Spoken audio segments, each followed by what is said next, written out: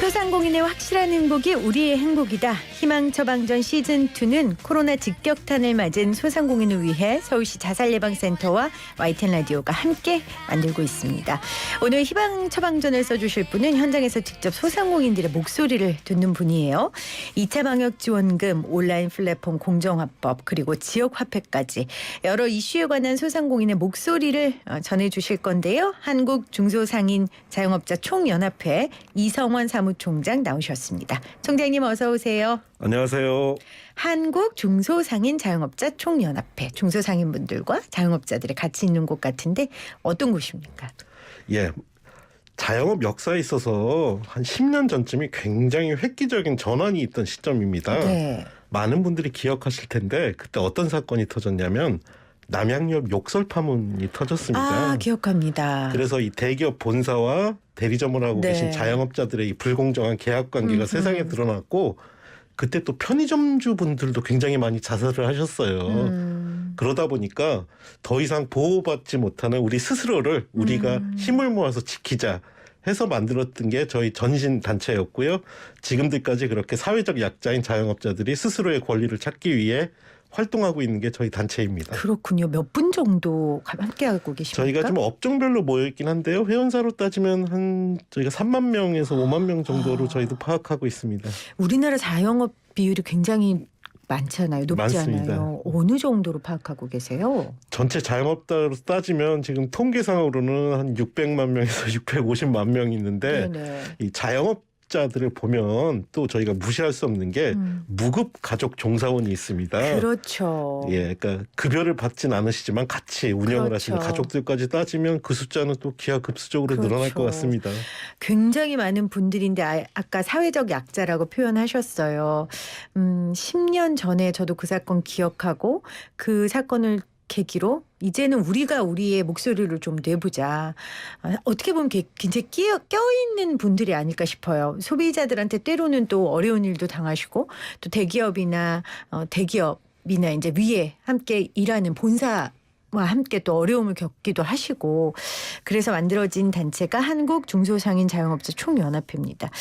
아, 많이 힘드시죠? 요즘 아유, 너무 힘듭니다, 아유, 진짜. 네. 예.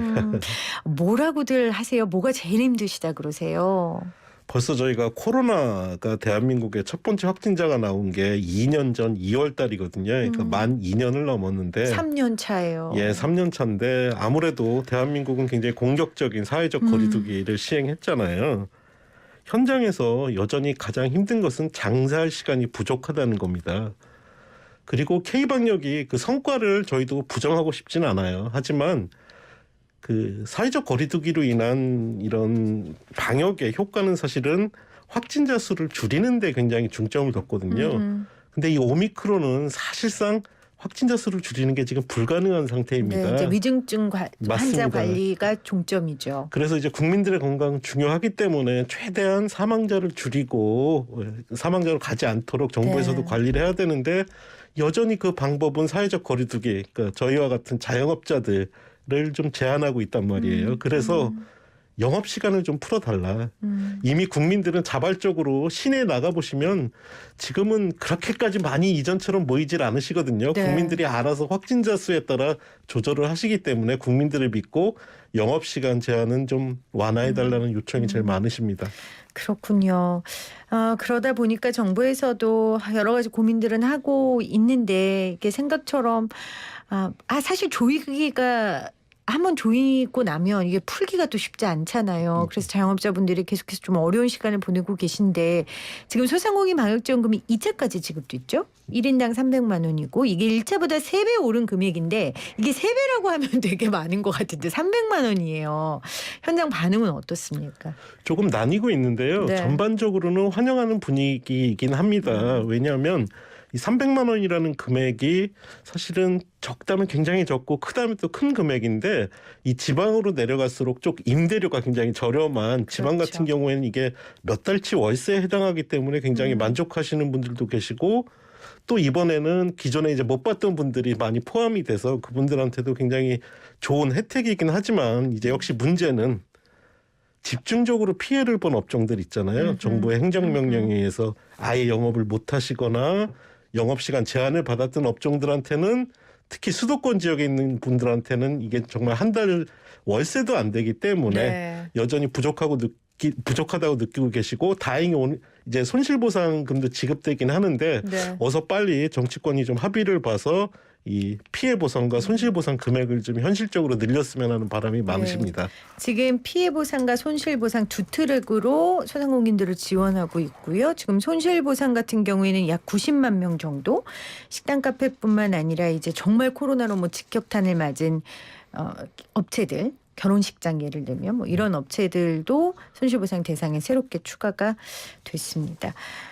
그래서 한국 중소상인 자영업자 총연합회에서 지푸라기 상담센터를 운영하고 계세요.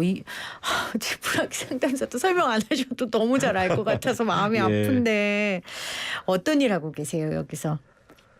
그 사실은 자영업자들이 워낙 많기도 하고 어떤 단일화된 조직은 아직 없습니다. 저희도 아직 뭐 전체 자영업자를 아우르진 못하고 있고 여러 단체들이 있는데 자영업자들의 지금 하소연의 가장 근본은 우리 목소리를 좀 들어달라는 겁니다. 그렇죠. 들어주는 게 일단 첫 단계니까요. 그래서 저희 같은 경우는 일단은 뭐 저희가 모든 문제를 해결할 수는 없지만 그분들의 목소리를 듣고 또 어쨌든 정부 기관이라든가 뭐 중앙정부, 지방정부 또 여러 뭐 시민단체들이라든가 도와드릴 수 있는 시스템들이 있거든요. 그래서 저희가 상담을 받고 직접적으로 저희가 개입해서 도움드릴 수 있는 부분은 도움드리고 혹은 기존의 시스템을 활용해서 또 도움도 드리고 또 심리적으로 너무 고통스러워하시는 분들은 이 서울시 자살예방센터 같은 것도 소개해드려서 그렇죠. 그분들의 건강까지도 좀 책임지려고 맞아요. 하고 있습니다. 맞아요. 이게 코로나19 관련 상담만 하시는 게 아니라 원래 소상공인 자영업자들이 좀 평소에 힘들어하는 부분들을 좀 상담해 주시는 거죠. 뭐 예를 들면 가맹점, 대리점 맞습니다. 이런 예. 어려움들도 그 해주시고. 불공정한 계약 관계에 있거나 네. 혹은 억울한 뭐 그런 갑질을 당했다거나 그러신 모든 사례에 대해서 저희가 상담하고 저희가 모든 부분을 해결할 수는 없지만 같이 고민하고 해결 방법을 찾아보려고 노력하고 있습니다. 그런 마음 드실 것 같아요. 어머, 내 편이 있었네? 이러고 있잖아요. 그러니까 뭐 회사라는 데는 조직도 있고 사람도 있고 보호해주는 시스템도 있는데 자영업 하시는 분들은 정말 혼자서 그 광야 같은 곳에서 온갖 비바람을 혼자 그냥 맨몸으로 받으시는데 내 편이 있었네?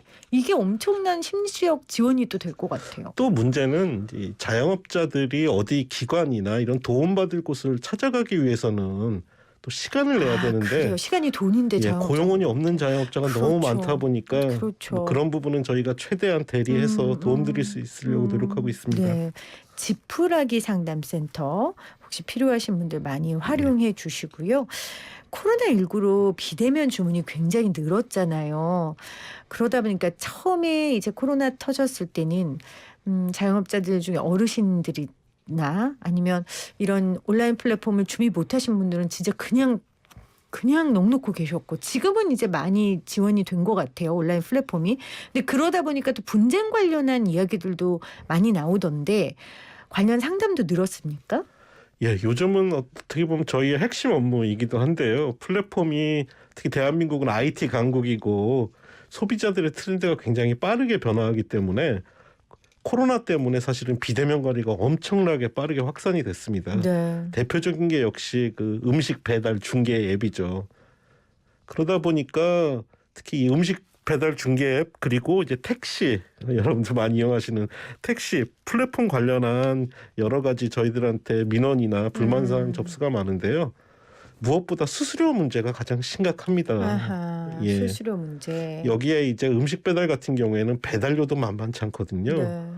그러니까 소비자들도 아마 배달료가 부담되신다고 많이 말씀하실 텐데 사실 그 배달료는 이미 자영업자들이 스스로 부담하고 남은 금액을 또 소비자한테 부담이 가는 부분이거든요. 그러다 보니까 이 코로나 기간에 어쩔 수 없이 배달 앱을 통해서 매출을 유지하려고 노력은 많이 하셨는데 수수료, 앱 어플 이용 수수료 그리고 배달료까지 하면 자영업자들의 매출 대비 수익은 현저하게 줄어들고 있습니다. 그러니까 앱 수수료도 내야 되고 배달료도 소비자가 반 그리고 이 업주분들이 반 예. 배달하다 보니까. 왜냐하면은 저희가 소비자한테 배달료를 다 전가하면은 소비자들이 그렇죠. 어이구 여기 이 업체는 왜 이렇게 배달료가 비싸지 하면서 당연히 배달료가 낮은 업체를 찾으실 수밖에 없기 때문에 그게 하나의 경쟁 요소입니다. 저는 온라인 플랫폼으로 이렇게 장사를 하시다 보면 인건비도 오히려 좀 줄어들고 그렇겠다라고 생각을 했는데 그게 아니라 오히려 비용이 더 늘어날 수 있는 거군요. 그래서 저희가 계속 고민인 게 이 비대면 거래 확산으로 인해 매출은 늘어날 수도 있습니다. 실제 늘어나는 업체도 있고 하지만 그 순수익 부분에서 자꾸 줄어들다 보니까 그만큼. 이 부분을 어떻게 앞으로 경제 방향을 이끌어가야 될지 굉장히 고민입니다. 그렇군요. 지난해 공정거래위원회가 플랫폼 사업자 규제를 뼈대로 하는 그 온라인 플랫폼 공정합법을 발의했어요. 근데 이게 지금 제자리 걸음인데 아마 이 법에 소상공인분들이 기대하시는 바도 있을 것 같아요. 이게 어떤 방향으로 가야 된다고 생각을 하세요? 이게 저희가 이제 줄여서 온풀법이라고 이야기를 많이 하는데요. 네. 저희가 정말 한 2년 동안 이 법 통과시키기 위해 엄청난 노력을 했는데 아이러니하게도 정부 부처 간 이견으로 인해 이 법이 통과가 안 되고 있습니다. 어쨌든 이런 불공정한 것들을 시정하려고 하는 이제 공정위와 이 플랫폼 산업을 발전시켜야 된다. 규제는 안 된다라고 이야기하고 있는 그렇겠네요. 방통위가 좀 맞서고 있다 보니까 오히려 중소상인들의 피해는 커가고 있는데 이 법이 통과가 안 돼 있고요. 사실상 이 법이 통과된다 하더라도 여전히 플랫폼 산업 자체는 육성을 해야 된다는 의견도 만만치 않은 건 사실이거든요. 네. 그러다 보니까 이 법안에서는 어떤 저희 같은 이용 사업자들, 중소상인들의 어떤 권리는 최소한으로만 보장이 됩니다. 네. 그래서 저희는 이 법이 통과되는 건 일종의 상징성으로만 생각하고 있고요. 이미 미국이나 유럽에서는 흔히 얘기하는 저희가 그 4개 아주 거대 플랫폼 기업을 규제하는 법안들이 다 통과가 됐습니다. 네. 그 법은 단순히 이제 계약 거래상의 불공정한 부분을 없애는 것뿐만 아니라 시장을 침탈해서 독식하고 있는 여러분도 아시다시피 지금 미국 같은 경우에는 거의 아마존이 지역 경제를 독식하고 있거든요. 이런 것들을 규제하는 시장 보호 부분까지도 굉장히 담겨 있어서 저희는 이 온라인 플랫폼 공정에 관한 법률을 넘어서는 플랫폼의 반독점법까지 향후에는 만들어져야 중소상인들이 조금 숨통이 트이지 않을까 생각하고 있습니다. 그러니까 중소상인분은 이 법이 지금 시작인데 이 시작조차도 2년째 제자리 걸음을 하고 있으니 답답하다라는 말씀이셨어요. 뭐 대선을 코앞에 두고 있으니까 여러분들께 그 대선 후보들의 입장을 제가 조금 설명해 드리면 일단 이재명 후보는 이 온풀법이 필요하다는 주장을 계속해서 하고 있고 사실 이 후보가 경기도지사 시절 공공배달앱 맞습니다. 이걸 또 만들기도 했으니까요. 반면 윤석열 후보는 플랫폼 규제 관련 공약은 자율 규제에 좀 초점을 맞춰야 된다. 그러면서 플랫폼 자율 규제 기구 수립을 제안한 바 있습니다. 자, 오늘 소확행 현장에서 직접 소상공인들의 목소리를 대변하고 계시는 이성원 한국중소상인 자영업자 총연합회 사무총장과 함께하고 있는데요. 우리 사무총장님은 지역화폐 지원 사업이 정말 정부가 유일하게 자영업자를 위해 잘한 일이라고 하셨는데 유일하게 방점을 두지 않고 우리가 잘한 일에 한번 방점을 두면서 왜 그렇게 말씀하셨어요? 지역화폐가 코로나를 거치면서 자영업자들이 그나마 유일하게 좀 희망을 가졌던 정책이라고 할 수 있는데요. 네. 이 지역화폐의 핵심은 사용처를 제한한다는 겁니다. 그렇죠. 어쨌든 이제 문재인 정부 들어서 소득주도 성장을 핵심적인 어떤 운영의 기조로 삼으셨는데 저는 소득주도 성장 자체가 잘못됐다고는 생각 안 합니다. 왜냐하면 저희 입장에서도 소비자가 쓸 수 있는 돈이 많아야 자영업자들도 다 영업이 잘 될 텐데 문제는 그 기조하에서 최저임금은 좀 인상이 됐는데 그 최저임금 인상으로 소비가 늘어났지만 그것이 결국 대기업 중심으로 쓰였다는 게 문제예요. 그러다 보니까 자영업자들이 최저임금 인상에 대해서 굉장히 부담을 가질 수밖에 없죠. 그러면 과연 그 늘어난 소비를 어떻게 골목상권으로 가져올 것이냐. 사실은 유일한 방법이 이 지역화폐입니다. 이 지역화폐가 아무래도 대기업 계열 직접 운영하는 대규모 점포들, 백화점, 뭐 복합 쇼핑몰, 대형마트에서는 사용이 좀 제한되고 또 대형 직영점에서도 사용이 좀 제한되기 때문에 맞아요. 아무래도 저희로서는 굉장히 크게 환영할 수밖에 없는 정책이죠. 그렇겠네요. 저희가 또 어제 이 골목 상권이 우리나라 경제 신성장 동력이 될 수 있다라고 이야기를 했는데 이 골목 상권을 살리려면은 지역 화폐를 활성화해야 된다라고 오늘 사무총장님께서 주장을 해주셨습니다. 저희 코너 제목이 소상공인의 확실한 행복이 우리의 행복. 그래서 소확행이에요. 예. 지금 가장 우리 자영업자들이 원하는 거 좀 어떤 게 있을까요? 아무래도 역시 코로나로 인해 너무 고통이 크기 때문에 그간 어떤 사회적 거리두기로 인한 피해 또 사각지대까지 다 포함해서 제대로 된 손실 보상이나 피해 지원으로 다시 예전으로 좀 돌아가고 싶다는 게 뭐 가장 핵심인 것 같고요. 여기에는 좀 세 가지로 구체적으로 나누자면 첫 번째는 아까 말씀드린 직접적인 피해 지원, 두 번째는 금융 지원 정책도 필요합니다. 중요하죠. 이미 대출을 너무 많이 받았기 때문에 네. 조금 저리에 아주 장기 분할할 수 있는 상품 같은 것도 필요하고 이미 신용이 너무 하락한 분들도 많기 때문에 그분들을 위한 신용 회복 혹은 재기까지 필요한 부분들은 좀 해결해 주시는 전반적인 금융 대책이 필요하고요. 마지막은 지금 그것들이 된다고 해서 자영업자들이 다시 예전처럼 넉넉해지는 건 아니거든요. 물론 예전에도 넉넉했던 건 아니지만 그래서 이제 확진자가 조금 하락세로 접어들면 어떻게 다시 골목상권에 소비자들을 불러올 수 있을 것인가. 이런 정책까지 소비 활성화 정책까지 세 가지가 패키지로 반드시 병행돼야 될 것 같습니다. 직접적인 피해 지원 그리고 금융 지원. 금융 지원에 대해서는 저도 며칠 전에 오프닝 통해서 강조한 바 있는데 사실 은행들이 작년에 최대 실적 내고 뭐 배당금 잔치하고 이랬거든요. 근데 그 돈이 어디서 났겠어요. 그러게요. 저희는 네. 그 뉴스를 보면서 굉장히 그러셨을 씁쓸했습니다. 것 같아요. 예. 상황이 어려우니까 대출 받아야 돼서 대출 받으셨을 테고 그 실적이 곧 자영업자나 소상공인들에게는 대출인데 저도 그거 보면서 참 씁쓸했거든요. 그래서 금융 지원 필요하다는 말씀하셨고 소비자 활성화 정책까지 좀 마련해 주셨으면 하셨습니다. 이 방송 많은 자영업자들 소상공인분들이 들으세요. 우리 사무총장님이 그분들께 힘내라고 한번 이야기해 주시면 정말 도움이 될 것 같아요. 예, 2년간 정말 꿋꿋이 버텨왔습니다. 이미 너무 안타깝게도 극단적인 선택을 하신 분들도 계시고 지금 폐업을 고민하시는 분들도 많으실 것 같습니다. 또 폐업을 하고 싶어도 못하시는 분들도 많으시고 근데 죄송하게도 저희가 드릴 수 있는 말씀은 힘내시라는 이야기랑 혹시 정말 심적인 고통 혹은 정말로 어떤 제도에 의해서 피해를 보거나 계약상의 불이익을 겪고 계신 분들은 언제든지 저희한테 연락을 주시면 저희가 정말 성심성의껏 도움드릴 수 있는 시스템 활용해서 도움을 드리거나 혹은 필요하면 저희가 길거리에서 같이 갑들을 향해 싸워드리기도 합니다. 지금 이 시간에도 사실은 네. 저희가 다른 장소에서 기자회견을 하고 있는데요. 그렇군요. 또 이런 자살예방센터 같은 좋은 기관이 있기 때문에 그럼요. 그런 힘든 문제들 같이 공유하시고 저희랑 네. 이야기 나눠주시면 좋을 것 같습니다. 정말 힘내십시오. 와, 함께 거리에서 싸워주겠다. 그 말이 정말 큰 위로가 됩니다. 우리 사무총장님이 여러 번 강조해 주셨는데요. 여러분들 버티시고요. 도저히 버티기 힘들다 하실 때 도움을 요청하세요. 서울시 자살예방센터 자살위기 상담 전화 1577-0199 1577-0199 힘들 때 전화하면 꼭 전화 받는 분이 계십니다. 여러분 통화하셔서 분명히 도와줄 방법이 있을 거예요. 통화하시고요. 서울시 한국 중소상인 자영업자 총연합회 여기는 어떻게 연락하면 돼요?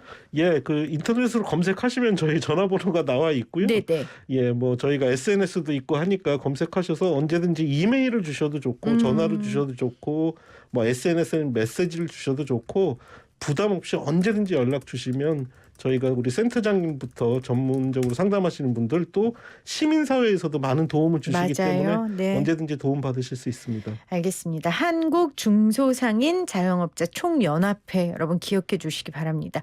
마지막으로 또 이 방송을 듣는 분들에게 우리 골목 상권 우리 자영업자 분들이 하고 있는 가게 많이 좀 가달라고 말씀도 좀 해주세요. 많은 분들이 우리나라 자영업자가 너무 많지 않느냐 말씀하시는데 그것도 사실입니다. 근데 다만 생각해 보면 우리 청년 혹은 경력 단절되신 분들 혹은 나이가 연세가 좀 있으신 분들 이런 분들 하실 수 있는 일자리가 지금 또 없어요. 자영업자밖에 없습니다. 네. 그러니까 자영업자가 대한민국에서 차지하고 있는 비율은 그만큼의 또 일자리를 만들어내고 있다는 거거든요. 음흠. 그래서 자영업자가 무너지는 것은 곧 대한민국의 사회 취약층이 무너지는 겁니다. 그래서 우리 자영업자들을 위해서 골목 상권에서 많은 소비 조금 불편하시지만 우리 사회를 위해 좀 더 정의로운 소비, 건전한 소비 요청드리고 싶습니다. 네. 그래서 이 코너의 제목이 소상공인의 확실한 행복이 우리의 행복이다. 맞습니다. 말씀하신 것처럼 소상공인이 살아야 골목 상권이 살아야 저도 삽니다. 거기에 대해서 저도 100% 동의하고 여러분들도 함께 동의하는 마음으로 길거리에 있는 우리 가게들 많이 가주시기를 바랍니다. 함께해 주신